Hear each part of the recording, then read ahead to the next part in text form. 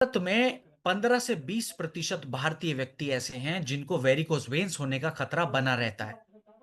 और varicose veins होने के रिस्क को तकरीबन 40% से बढ़ा सकता है लंबे समय तक खड़े रहने वाला जो अभ्यास हम करते हैं, या फिर लंबे समय तक खड़े रहने वाला या फिर बैठे रहने वाला काम जो हम करते हैं।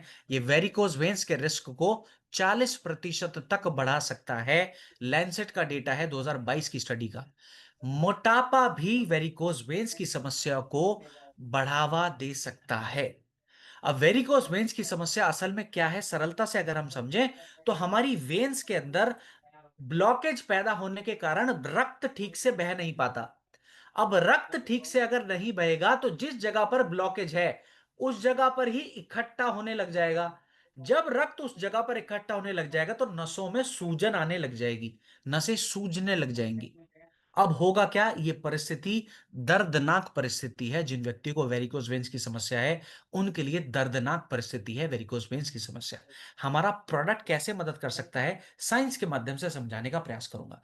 अब निर्गुंडी को माफ कीजिएगा, सूजन को कम करने के लिए कौन सी जड़ी बूटी उत्तम है? गलती से मेरे मुंह से नाम निकल गया, मुझे माफ कर देना।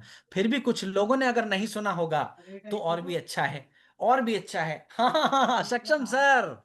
चीटिंग चीटिंग, डेविड सर आपने पहले निर्गुंडी का नाम ले दिया।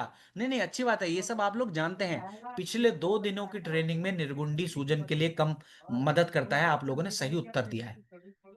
ठीक है, तो सूजन को कम करने के लिए निर्गुंडी मदद करता है। ये सब आप लोग पिछली 2 दिन की ट्रेनिंग से लगातार सुन रहे हैं, बार बार सुन रहे हैं। और साइंस भी सूजन के कम करने वाले फायदों को निर्गुंडी के प्रमाण देता है। साथ ही साथ निर्गुंडी के साथ साथ हमारे विंडोक के अंदर सरीवा की मात्रा का भी इस्तेमाल किया गया है, नीम की मात्रा का भी इस्तेमाल किया गया है। तो ये निर्गुंडी, सरीवा और नीम मदद करते हैं हमारे सूजन को कम करने के लिए। साथ ही साथ रक्त को साफ करने के लिए, सर्कुलेशन को सुधारने के लिए मंजिष्ठा की मात्रा का भी इस्तेमाल किया गया है हमारे विंडोक के अंदर। इसके फायदों को भी साइंस प्रमाण देता है। और बता दूं, वेंडॉक ऑयल के अंदर 2 प्रकार के तेल का इस्तेमाल किया गया है। एक तो है तिल का तेल, एक है सरसों का तेल। ये तिल का तेल और सरसों का तेल क्या मदद करते हैं? जो रक्त नालियां जिनके अंदर रक्त बहता है उन नालियों को मजबूत बनाने में मदद कर सकते हैं तिल का तेल और सरसों के तेल की मात्रा। इसलिए इन दोनों तेलों का इस्तेमाल हमारे वेंडॉक ऑयल के अंदर किया गया है। पिछली कुछ ट्रेनिंग्स में जब हमने जॉइंट क्यूरेटर ऑयल के इस्तेमाल की बात करी थी तो एक नियम मैंने आपको बताया था कि मालिश का नियम क्या है, नीचे से ऊपर की ओर मूवमेंट रहेगा, नीचे से ऊपर की ओर। दूसरा नियम अगर किसी व्यक्ति विशेष को याद हो तो मैंने बताया था, मालिश के माने जब आप प्रोडक्ट को अप्लाई करें तो आपको रगड़ना नहीं है, ये दूसरा नियम है। तो पहला नियम नीचे से ऊपर की ओर अप्लाई करना है, दूसरा नियम रगड़ना नहीं है, बस हल्के हाथ से बिना दबाव दिए ऑयल को अप्लाई करना है इस मोशन में और छोड़ देना है, रगड़ना बिल्कुल भी नहीं है। अब वेंडॉक ऑयल के साथ अगर आप गर्म सिकाई को भी शामिल करें तो और भी अच्छे परिणाम आपको देखने को मिल सकते हैं। अब बात करें रहन सहन की आदत में, वेरिकोज वेन्स वाले व्यक्तियों को क्या बदलाव करने चाहिए? तो रहन सहन की आदतों के अंदर वेरिकोस वेन्स वाले व्यक्तियों को एक प्रक्रिया करनी है जिसको हम कहते हैं लेग एलिवेशन प्रक्रिया। लेग एलिवेशन प्रक्रिया माने पैरों को सर से ऊपर रखना है। अब कोई महान आत्मा आज की ट्रेनिंग में अगर ऐसी आई हो जो खड़े खड़े दोनों पैरों को सर से ऊपर उठा दे तो प्रणाम कर जाऊं। है कोई ऐसी व्यक्ति विशेष जो खड़े खड़े दोनों पैरों को सर से ऊपर तक उठा सकते हैं? हैं तो मुझे हैंड रेस करके बता सकते हैं कि मैं कर सकता हूं। सीताराम सर आपने हैंड रेस ऑलरेडी करा हुआ है। गुरुदेव आप कर सकते हैं क्या? हैंड रेस करा हुआ है सीताराम गुरुदेव ने। हाँ मुझे लग रहा है कि सीताराम सर कर सकते हैं। अगर कर सकते हैं तो सीताराम सर आपके लिए तालियां जरूर मैं बजाना चाहूंगा। उम्मीद करता हूं मेरी तरफ से तालियां आपके पास पहुंच गई होंगी। गुरुदेव ही ऐसे हैं, सीताराम सर ने हैंड रेस करा और बताया कि हम खड़े खड़े भी दोनों पैरों को सर से ऊपर तक उठा सकते हैं। धन्य हो प्रभु आप सिद्ध योगी हैं, सिद्ध पुरुष हैं और आपका आशीर्वाद तो मैं भी लेना चाहूंगा सीताराम गुरुदेव सर।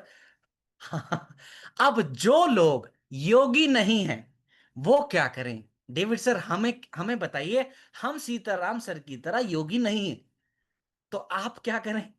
आपको भी लेग एलिवेशन करना है, लेकिन आप धरती पर लेट कर करिए, खड़े खड़े मत करिए सीताराम सर की तरह।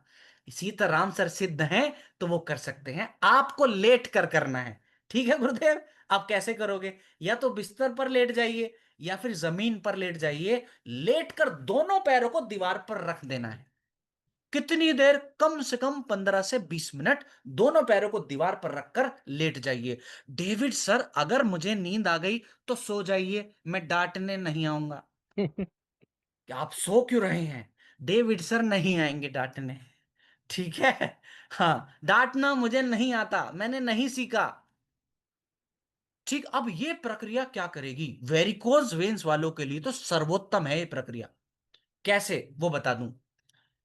जब आप दोनों पैरों को सर से ऊपर रखते हैं, माने ऊंचा रखते हैं, दीवार पर रखकर लेट जाते हैं, तो नीचे से ऊपर की ओर सर्कुलेशन, ब्लड के सर्कुलेशन होने में आसानी हो जाती है।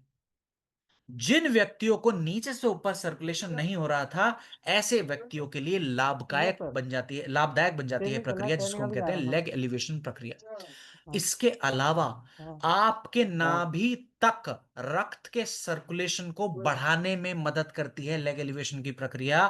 कोर में ब्लड को पहुंचाने में मदद करती है, ठीक है। सबके लिए अच्छी है। हाँ, मेरा बैग। जिनको वेरिकोज वेन्स नहीं है वो भी कर सकते हैं, वेरिकोज वेन्स होने का इंतजार मत करिए।